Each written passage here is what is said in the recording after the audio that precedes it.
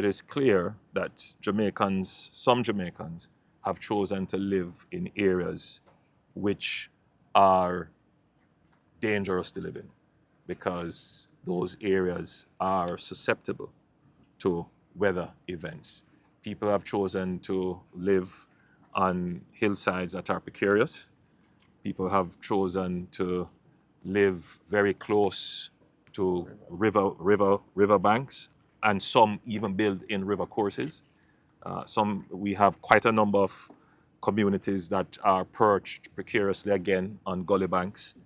We give God thanks every day that when we have these major weather events, we have not seen any significant loss of life or damage. But I would say that it may not always be the case, you know, and I would use this opportunity to urge Jamaicans that we understand the issues of settlement, we understand the issues of housing and where you can find marginal land to live on and so forth, but you should, in seeking to settle, in seeking to live, to find a place to live, take into consideration the environmental issues and the climate change issues, particularly the environmental issues having to do with your access to water, with the stability of the slope.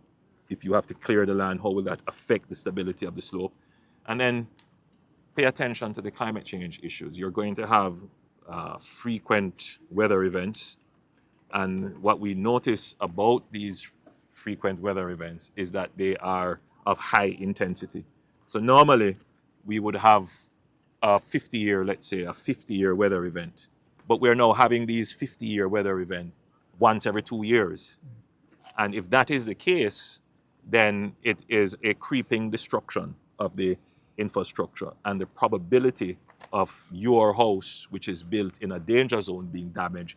Government will try to respond, but government will not be able to respond to everybody's needs all the time. So we have to be smart about it. Government has to enforce as well, has to put down its foot to say, listen, we understand the issues, but for your own safety, you just can't build in these areas anymore. We will have that conversation with the people and enforce the legislation that are in place, and maybe we would have to put in new legislation.